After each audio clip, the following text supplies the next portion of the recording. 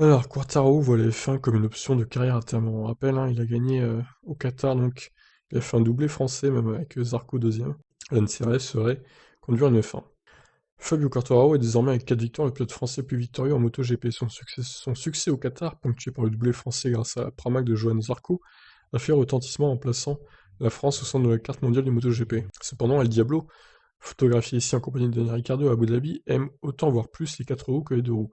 C'est le sentiment général qui se dégage dans une interview qu'il a pu donner avant sa victoire fin mars au journal du dimanche. Par le passé, Valentino Rossi avait fait un test avec la Square Ferrari et avait été dernièrement le pilote MotoGP passé le plus proche d'une titularisation. Bien sûr, l'exemple lointain de John Surtees qui a remporté 7 titres de champion du monde de vitesse moto avant d'être couronné en F1 en 64 reste encore lointain, mais qui sait à l'avenir. Non, pour moi, Quartaro, je le vois mal débarquer en Formule 1, hein. Ça ne se fait plus, ça, les motards qui viennent en F1 maintenant, c'est fini, hein. Faut arrêter de rêver. Ainsi, Quartaro n'a pas nié être intéressé par une possible carrière en F1, mais pour le pilote de 21 ans, il s'agit d'une option autant réaliste que lointaine. L'un de mes rêves serait de conduire une F1 pour le moment. Je suis focalisé sur la MotoGP, mais dans un avenir très très lointain, ça pourrait devenir une option de carrière.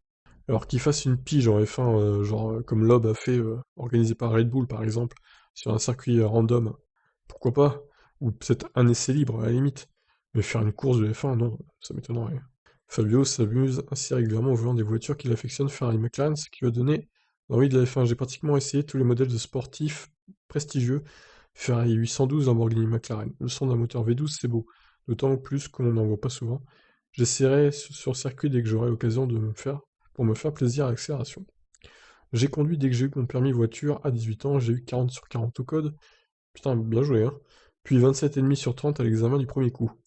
D'ici quelques semaines, j'aurai un scooter X-Max 125 boîte automatique de Yamaha. Ça me suffira largement, j'ai pas envie de passer le permis moto. En général, Ah, il a pas le permis moto? Waouh, incroyable. En général, je conduis assez bien. On est tellement habitué à accélérer sur circuit qu'on voudrait aller toujours plus vite, mais au volant, je pense d'abord aux autres passagers. Résultat, je suis le premier à freiner. Et puis celui qui ne veut pas monter avec moi, il n'a qu'à marcher. Même pour un trajet de quelques kilomètres, plus pratique à scooter, je préfère la voiture. C'est un moment convivial à partager entre amis.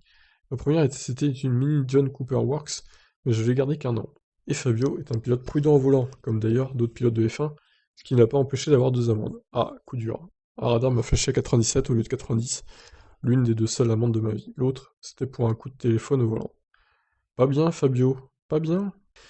Bon, il est bien sympa, hein, Fabio, mais je pense pas qu'il fasse carrière en Formule 1, faut pas rêver. Je pense déjà qu'il faut qu'il se concentre sur le MotoGP. On verra ce qui se passe dans 4-5 ans, dans sa carrière MotoGP. Alors c'est bien, évidemment, qu'il ait gagné au Qatar, mais on se rappelle aussi que l'année dernière, il avait gagné coup sur coup 2 victoires, voire trois, je sais plus d'ailleurs. Mais après, il s'était effondré le reste de la saison, donc faudrait pas que ça refasse pareil, quoi.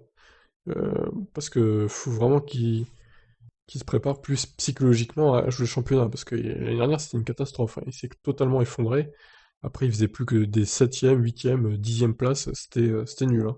Donc concentre-toi Fabio sur le MotoGP, puis on verra plus tard pour la F1 en 2030, hein, peut-être. Il est encore jeune, 21 ans, ça va, il a encore le temps.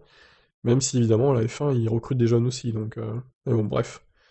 On en reparlera dans quelques années. Allez, ciao.